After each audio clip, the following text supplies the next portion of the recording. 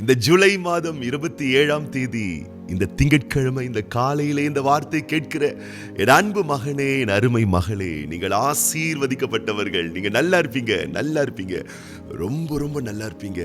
Della இருக்கீங்களா? ஒரு வேலை டெல்லா இருந்தாலும் பரவாயில்ல. இயேசுவின் நாமத்தினால, அவருடைய வார்த்தையினால நாங்க ஆராதிக்கிற கூடிய கர்த்தர், நாங்க ஆராதிக்கிற தேவன் நல்லவரா இருக்கிறதுனால நாங்க நல்லா இருப்போம்னு நீங்க இப்போ இந்த காலையில வாயை திறந்து சொல்லுங்க. நீங்க நல்லா இருப்பீங்க கர்த்தருடைய பிள்ளைகளே. நல்ல கர்த்தரை தொழுது கொள்ளுகிறோம். அநீதி உள்ளவர்கள் மேலும் நீதி உள்ளவர்கள் மேலும் நன்மைகளை வர்ஷிக்க பண்ணுகிற தேவன், சூரியனை உதிக்க பண்ணுகிற தேவன், மழைகளை வர்ஷிக்க பண்ணுகிற தேவன். ஒரு மனுஷன் எப்படி இருக்கிறானோ அதை பார்த்து அவர் மாறுகிறவர் அல்ல. அவர் எப்படி இருக்கிறாரோ அப்படி மனு வர்க்கத்தை மாற்றக்கூடியவர். ஆகவேதான் நான் சொல்லுகிறேன், கர்த்தர் நல்லவர். அவர் இன்னைக்கு உங்களுக்கு நல்லவரா இருக்கிறார். உங்க வீட்டுக்கு, உங்கள் கையின் பிரயாசங்களுக்கு, உங்கள் பிள்ளைகளுக்கு, உங்கள் வளமான வருங்காலங்களுக்கு அவர் நல்லவரா இருக்கிறார். நம்புங்க, இன்னைக்கு நீங்க நல்லா இருப்பீங்க, நல்லா இருப்பீங்க, ரொம்ப ரொம்ப நல்லா இருப்பீங்க. ஒரு குறிப்பிட்ட ஒரு கிராமத்திலே, காட்டு வனப்பகுதியின் நடுவில் இருக்கக்கூடிய ஒரு கிராமத்திலே ஒரு அருமையான ஐயா இருந்தாரு. அவர் கையில ரொம்ப ஒரு அழகான, வலிமையான, உறுதியான ஒரு ரேஸ் குதிரை ஒன்று இருந்தது, பந்தய குதிரை. அதன் நிமித்தமாய் அவர் அநேக நன்மைகளை அடைந்தார். இதை பார்த்ததான ஊர் மக்கள் எல்லாம் அவரை பார்த்து சொல்வாங்க, அப்பா அவங்ககிட்ட சும்மா சூப்பரா, அழகா, வலிமையா, எத்தனை பந்தயம் வச்சாலும் ஜெயிக்கிற ஒரு அற்புதமான ஒரு பந்தய குதிரை உங்ககிட்ட இருக்கு, நீ ரொம்ப அதிர்ஷ்டசாலிப்பா அப்படின்னு ஊர் மக்கள்லாம் சொல்லுவாங்களாம். இந்த ஐயா உடனே அவங்கள பார்த்து சொல்வாராம், ஒரே வார்த்தை, நல்லது அப்படின்னு சொல்வாராம். கொஞ்ச நாள் பொறுத்து இந்த பந்தய குதிரை என்னன்னு தெரியல, காணாம போயிருச்சு. அப்புறம் விசாரிச்சு எல்லாம் பார்க்கும்போது ஒரு அடர்ந்த காட்டுக்குள்ள அது ஓடி போயிருச்சு அப்படின்னு சொல்றாங்க. தேடியும் அதை கண்டுபிடிக்க முடியவில்லை. அதை அவர் இழந்தது நிமித்தமாக அந்த ஊர் மக்கள் எல்லாம் அந்த குறிப்பிட்ட நபர்கிட்ட வந்து சொன்னாங்களா, நீ ரொம்ப அதிர்ஷ்டசாலி அப்படின்னு நாங்கள் நினச்சிட்டு இருந்தோம், ரொம்ப சூப்பரான பந்தய குதிரையை நீ வச்சுட்டு இருந்த, இப்போ பார்த்தா உன்கிட்ட இருந்த அந்த ஜெயிக்கிற அந்த குதிரை உன்னை விட்டு போயிருச்சு, உன்னை பார்த்த அதிர்ஷ்டசாலி மாதிரி தெரியல, நீ சரியான ஒரு அதிர்ஷ்டசாலி அப்படின்னு சொல்லிட்டாங்க ஊர் மக்கள்லாம். உடனே அந்த ஐயா எல்லாரையும் பார்த்து சொன்னாராம், ஒரே வார்த்தை, நல்லது அப்படின்னு சொன்னாராம். கொஞ்ச நாள் பொறுத்து நீங்க பார்த்தீங்கன்னு சொன்னா, அந்த போன ஒரு ஜெயிக்கிற குதிரை 4 குதிரையை கூப்பிட்டுட்டு வந்துட்டான். இப்ப 5 குதிரை ஆயிடுச்சு. இதை பார்த்த ஊர் மக்கள் எல்லாம் வியந்து போய் அந்த குறிப்பிட்ட மனுஷனை பார்த்து, பா நீ துரதிர்ஷ்டசாலி இல்ல, நீ அதிர்ஷ்டசாலி, பாரு உனக்கு எப்படி ஒரு பெரிய அதிர்ஷ்டம் கிடைச்சிருக்கு, ஒரு குதிரை போயிட்டு 4 குதிரையை கூட்டு வந்துட்டு, நீ பெரிய ஆள்பா, நீ அதிர்ஷ்டசாலிப்பா, நீ சூப்பர்ப்பா அப்படிலாம் ஊர் மக்கள்லாம் சொன்னாங்களாம். அந்த ஐயா சிம்பிளா ஒரே வார்த்தை சொன்னாராம், நல்லது அப்படின்னு சொன்னாராம்.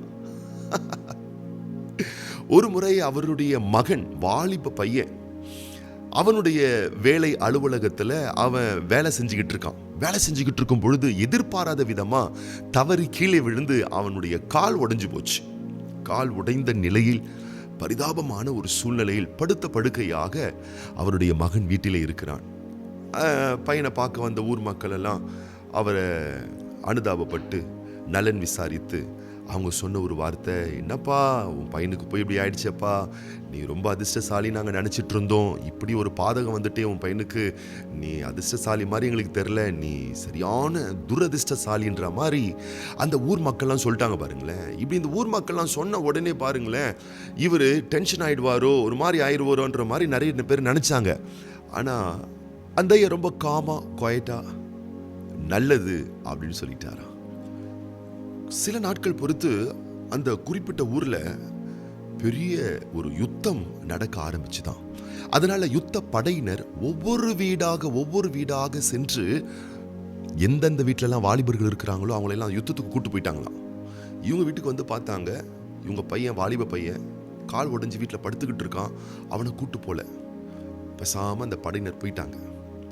உடனே ஊர் மக்கள்லாம் வந்து சொன்னாங்க, எப்பா நீ ரொம்ப சூப்பர்ப்பா, எங்கள் வீட்டில் இருந்ததுனா வாலிப பசங்கள்லாம் கூட்டு போயிட்டாங்கப்பா யுத்தத்துக்கு, நீ சாதாரணமான ஆள் இல்லைப்பா, நீ துரதிர்ஷ்டசாலி இல்லைப்பா, நீ ரொம்ப அதிர்ஷ்டசாலிப்பா, உன் பையனுக்கு பாரு கால் அடிபட்டது நல்லதா போச்சு, யுத்தத்துக்கு படை வீரர்கள் உன் பையனை கூட்டு போல, எங்க பையனெல்லாம் கூட்டு போயிட்டாங்க, ரொம்ப கஷ்டமா இருக்குப்பா, நீ ஆனா பரவாயில்ல, நீ ரொம்ப அதிர்ஷ்டசாலிப்பான்னு சொன்னாங்களாம். இதை கேட்டு அவர் மறுபடியும் அவங்கள பார்த்து சொன்னாராம், நல்லது அப்படின்னு சொன்னாராம். இது ஒரு ஸ்டோரி. அன்பான கர்த்தருடைய பிள்ளைகளே, மிகவும் ஆழமான கருத்துக்கள் இதில் இருக்கிறது பாருங்களேன். ஊர் மக்கள் இப்படிதான் சில அடையாளங்களை பார்த்து, வாழ்வில் நமக்கு நிகழக்கூடிய ஏற்ற இறக்கங்களை பார்த்து அளவீடு செய்வார்கள். இவங்களுக்கு நல்லது நடந்தா இவங்கள அதிர்ஷ்டசாலி, இப்படியெல்லாம் நடந்தா துர அதிர்ஷ்டசாலி என்றது போல அவங்க சொல்லிக்கிட்டே இருப்பாங்க. ஆனா கர்த்தருடைய பிள்ளைகளாக நீங்கள் என்றைக்குமே ஒரு உறுதி உங்களுக்குள்ள இருக்கணும். ஆண்டவருடைய வார்த்தை சொல்லுகிறது, ரோமரின் புஸ்தகம் 8:28 அன்றியும் அவருடைய தீர்மானத்தின்படி அழைக்கப்பட்டவர்களாய் தேவனிடத்தில் அன்பு கூறுகிறவர்களுக்கு சகலமும் நன்மைக்கு ஏதுவாகவே நடக்கிறதென்று அறிந்திருக்கிறோம். இது ஊர் மக்களுக்கு தெரியாது. இது தெரியாது, உங்களுக்கு எல்லாமே நல்லதுக்கு தான் நடக்குது, நன்மைக்கு எதுவாக தான் நடக்குதுன்னு ஊர் மக்களுக்கு தெரியாது, உங்க சொந்தக்காரங்களுக்கு தெரியாது, உங்க கூட பிறந்தவங்களுக்கு தெரியாது, உங்க நண்பர்களுக்கு தெரியாது. தேவனை ஆராதிக்கிற தேவனுடைய குழந்தைகளே, கர்த்தாதி கர்த்தரை விசுவாசிக்கிற தேவ பிள்ளைகளே, நீங்கள் உங்கள் வாழ்வில் நடக்கக்கூடிய ஏற்ற இறக்கங்களை பார்த்து சலித்துக் கொள்ளாதீர்கள். இதெல்லாம் நடந்தா அதிர்ஷ்டசாலி, இதெல்லாம் நடந்தா துர் அதிர்ஷ்டசாலின்னு சொல்லி ஒரு ஸ்டாம்ப் போட்டு உங்களை ஒரு சின்ன வட்டத்துக்குள்ள வச்சுக்காதீங்க. நீங்கள் அறிந்திருக்க வேண்டும், எல்லாம் நன்மைக்கு, எல்லாம் நல்லது. தேவனிடத்திலே அன்பு கூறுகிற எனக்கு, அவருடைய தீர்மானத்தில் இருக்கக்கூடிய எனக்கு, இப்ப நடந்துகிட்டு இருக்கக்கூடிய விஷயங்கள், பல விஷயங்கள் நல்லா இல்லாதது போல இருக்கலாம். ஆனா ஒரு நாள் ஒரு ரிசல்ட் வரும். எல்லாம் நன்மைக்கே, எல்லாம் நன்மைக்கே. ஆகவே இந்த திங்கட்கிழமை காலையிலே உத்வேகம் கொள்ளுங்கள், உற்சாகம் அடையுங்கள், செய்ய வேண்டிய காரிய கடமைகளை விவேகத்தோடு செயல்படுத்துங்கள். கர்த்தர் நல்லவராய் இருக்கிறாருங்க. தீமைகளை எல்லாம் உங்களுக்கு நன்மையாக மாற பண்ணுவார். நெருக்கங்களை எல்லாம் பெருக்கங்களாக மாற பண்ணுவார். சாம்பலான வாழ்க்கையை சிங்காரமான வாழ்க்கையாக மாற பண்ணுவார். துக்கங்களை சந்தோஷமாக மாற பண்ணுவார். ஆகவே என்ன சூழ்நிலைகள் வந்தாலும் நீங்க வாயை திறந்து சொல்ல வேண்டியது நன்மைக்கே, நல்லது, கர்த்தர் நல்லவர். ஆமா, ஒருவேளை சில விஷயங்கள்லாம் கொஞ்சம் பிடிக்காத மாதிரி போனாலும் பரவாயில்ல, நன்மைக்கேன்னு சொல்லுங்க. இப்ப என்ன குறைஞ்சு போச்சு, வாழ்க்கையை முடிஞ்சு போச்சா? கிடையவே கிடையாதுங்க. அவருடைய அழகான கரத்தில் நீங்க இருக்கீங்க. இந்த 27ஆம் தேதி ஜூலை மாதம் அவருடைய உள்ளம் கைகளிலே அவர் உங்களை வரைந்திருக்கிறார் என்பதை ஆழமாய் நம்புங்கள். அவருடைய கண்ணின் இமைகளுக்குள்ளாக உங்களை வைத்திருக்கிறார் என்பதை ஆழமாய் நம்புங்கள். ஆகவே எந்த தீங்கும் உங்களை சிதைத்துவிட முடியாது. தேவன் உங்களை சிகரங்களில் ஏற வைப்பார் என்பதை ஆழமாய் நம்பி இன்றைய நாளில் இந்த வார்த்தை வசன ஜெபத்தோடு இந்த நாளை துவக்குங்கள். இன்னைக்கு நீங்க நல்லா இருப்பீங்க, ரொம்ப நல்லா இருப்பீங்க. இன்றைய உங்களுடைய நல்வாழ்வு சிறக்க, வளமுள்ள வாழ்வு ஆசீர்வதிக்கப்பட, உங்களுடைய காரிய கடமைகள் எல்லாம் ஜெயமாய் அரங்கேற்றப்பட, உங்களுக்காக, உங்கள் ஒவ்வொருவருக்காக நான் விசேஷமாக ஜெபம் பண்ண போறேன்.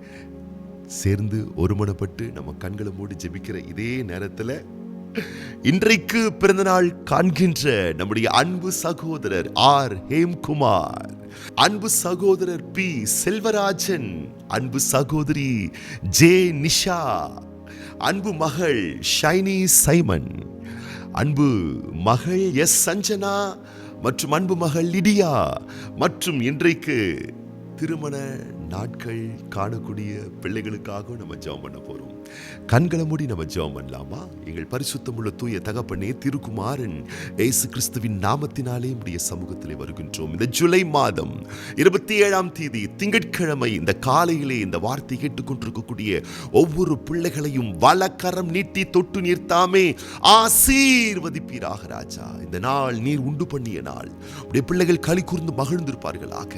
காரியங்கள் நடக்கக்கூடிய நிகழ்வுகள், சம்பவங்கள், சூழ்நிலைகள் இதையெல்லாம் பார்த்து, இப்படிலாம் நடந்தா நான் நல்லா இருக்கிறேன், இப்படிலாம் நடந்தா நான் பாதிக்கப்பட்டிருக்கேன், இப்படிலாம் நடந்தா நான் அதிர்ஷ்டசாலி, இப்படிலாம் நடந்தா நான் அதிர்ஷ்டசாலின்னு சொல்லி நிகழ்வுகளோடு காரியங்களோடு தன்னை பொருத்தி கொள்ளாமல், கர்த்தர் நல்லவர் என்பதை உணர்ந்து வார்த்தையோடு தன்னை பொருத்தி கொள்ள ஒவ்வொருவருக்கும் தாமே உதவி செய்வீராக. உடைய பிள்ளைகள் எந்த நிலையில் இருந்தாலும், எந்த சூழ்நிலைகளில் இருந்தாலும், எல்லாம் உடைய பிள்ளைகளுக்கு நன்மையே, நன்மையாகவே முடிய போகிறது என்ற மாறாத ஒரு உறுதிப்பாட்டை இந்த காலையிலே நீருடைய பிள்ளைகளுக்கு தந்தருள்வீராக. மகிமை, கிருபை, உடைய ஆசீர்வாதம், உடைய பாதுகாப்பு, உடைய அரவணைப்பு ஒவ்வொரு பிள்ளைகளையும் சூழ்ந்து கொள்வதாக.